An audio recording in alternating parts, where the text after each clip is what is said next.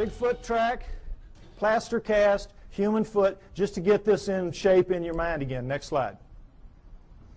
All right, another pair of hominoid tracks, as you can see. These are so grungy looking on the soles because they were taken out of clay as opposed to dirt, as you saw earlier.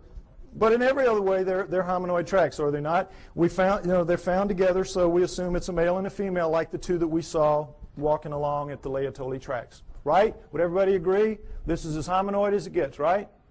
Wrong! Guess what these are? Neanderthals.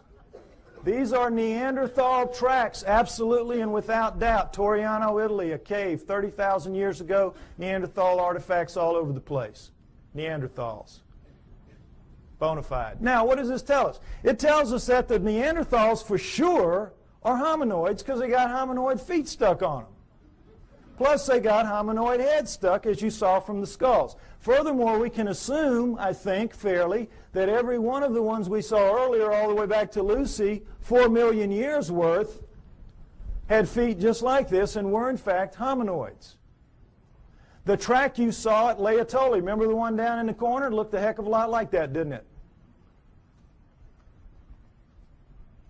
The hominoids are the prehumans. That's the point I keep trying to make. Now, I'm extrapolating a little bit here. I'm taking a little risk because we don't have the feet nor the prints of any other prehuman.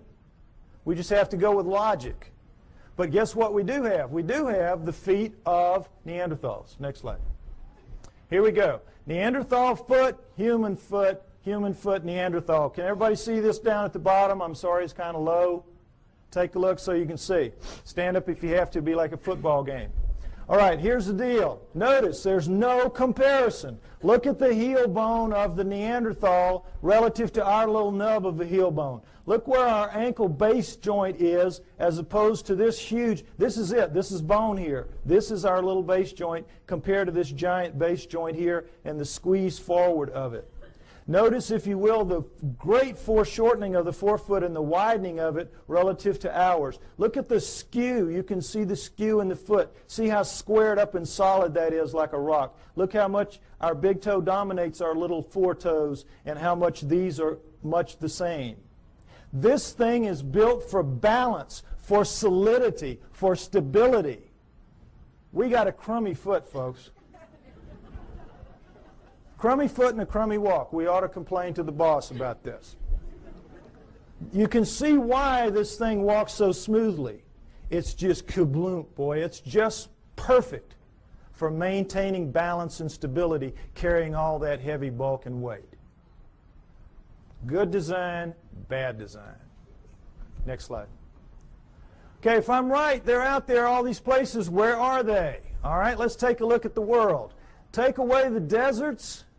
Take away the tundra, and what you're left with is arable land. Arable land. All right?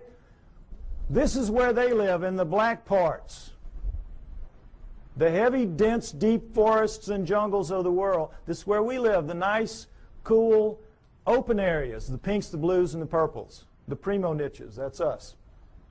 All right? Now, broken down, that is 55% for us, 45% for them, moving toward 40% for them. As you know, we're cutting down forests like crazy. It used to be 55% for them, 45% for us, 500 years ago, approximately. Okay, so you look at this and you say, well, wait a minute, we're sitting right here in the desert. We live everywhere. No, we live in most of these environments, but we don't live, for the most part, up in these areas, in the Himalayas in here and in these jungles. If we live in the jungles, we live on the river. We don't live in the heart of darkness. When we have to live in the heart of darkness, what do? We cut it down. We'll cut roads through here, but we don't live in it, where we've got to hack our way through every day to go to school or to the store. Just isn't going to happen. We're not physically designed for that. Our skin won't take it. If we didn't have clothes and couldn't defeat the natural order of things, if you were to strip everybody in this room naked and put us out there to live like everybody else has to live, most of us would be dead in a few weeks from radiation poisoning. Those of us who have black skin would have a chance to make it to the equator, but couldn't stay and live in cold climates. We're not physically adapted to this planet. Understand that. Our skin does not let us go except in certain niches, the primo niches. So, understand too that we think we live in every one of the nooks and crannies out there. We are masters of all we survey. That's what we're told all the time. We're humans. We're masters of all we survey. We do not even survey all that we claim to be masters of. It will surprise you to know that of the United States alone, fully 25%, 1/4, has never once been foot surveyed because it's just too hard to get in there and do the work. We survey from the air those areas. We do not go. We're not as tough as we think we are. Now, also understand that the hominoids are not just restricted to these areas. They move wherever there are forests. These are their real stomping grounds. But they go anywhere that there are forests. They use forests like highways because they are migratory animals. They migrate. They do not hibernate. They move with the seasons, and they use forests as their highways. As they live in the forests, they do a split shift with the bears.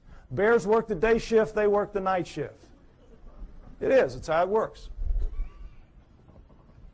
Also understand that of the 5,000 quality sightings that we have in the United States and Canada, now I'm not talking just, skimpy ones. I'm talking good quality sightings, 5,000 in the last 50 years, half have been east of the Mississippi River. Every state has them, except possibly Nevada, maybe the mountains north. We have them in Louisiana, down in the swamps, the little one. It's called rougarou. When I was a little boy growing up, don't you get too far from the house, rougarou will get you. The little red man of the woods, the boogeyman. Excuse me, boogerman, right. Slip of the tongue. Anyway, Florida has the skunk ape. New Jersey has the Jersey Devils. Arkansas, everywhere has them. I bet you every one of you have heard stories about this from your state. They're everywhere. And it's the same around the world. They share the planet with us. Okay, next slide. So, you say to me, well, okay, by George, we're humans. Why don't we just go out there and get one? Even so, we can do anything. Why don't we just mount up and go get one if there's so many of them out there? All right, panda is a perfect example of what the problem is. The panda was last century's hominoids. Rumors would come out of China of this black and white bear that ate bamboo. And, of course, every PhD in the world sitting behind his little desk does not even have to get his fanny up out of the chair to say, well, forget that. We know they have black bears. We know they have brown bears. We know they have white bears. But they're all carnivores. No vegetarian bears. You kidding us? Ridiculous. And then in 1869, a French naturalist goes to Sichuan province, China, and sees the hide of a freshly killed one hanging on the wall, and he knows they're real. So every zoo and museum mounts up the expeditions that you would like to see mounted up today to go out to find the next panda and bring it in. Serious. Now we're talking Sichuan province, an area the size of the state of Arizona, very mountainous, hilly terrain, difficult terrain, covered with bamboo rather than woods, but in every other respect like the environment that hominoids will be found in. How long do you think it took those teams? And this is back in the 1800s where people really knew their way around the woods. How long do you think it took? 60 years. And quit giving away my punchlines. Don't do that anymore. 60 years. 60 years. Those of you who've seen the movie, do not give away the punchlines. Okay. Now, it sounds like a gross exaggeration, and it is. They only looked for about 30 years. This is where Ivy made the mistake. They only looked for about 30 years, and then they gave it up. And they said it has to be extinct now. And then 30 years later, Teddy Roosevelt's sons are out there doing some sport hunting, and they kill one. Okay? So then they mounted up again, knowing that it's for real now.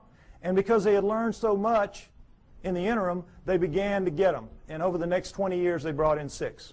And we have the panda craze, that we have today. But even to this day, they're extremely difficult to go out into the wilds of Sichuan province, China, and bring in a wild panda. Now, what is the panda doing that makes it so difficult to get one? Well, as you can see, it's very brightly colored and stands out very distinctively against its green background.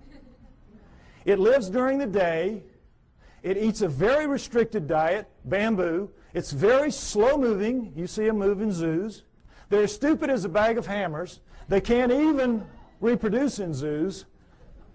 Can't even find each other or figure it out. I mean, how stupid do you have to be? Anyway, point is, they're not doing anything. They're living their lives, and the problem lies with us. We can't hack it in their world very easily. We think we're masters again of the world. We're not. We're not. And where they live is where the hominoids live. And the hominoids are bigger, faster, stronger, operate at night, eat anything in their world. They can hear better, see better, and I'm absolutely sure think better than we can. We're not going to just mount up and go get one because we've tried it many times and it hasn't worked. We're only going to see them by accident, encounter them by accident.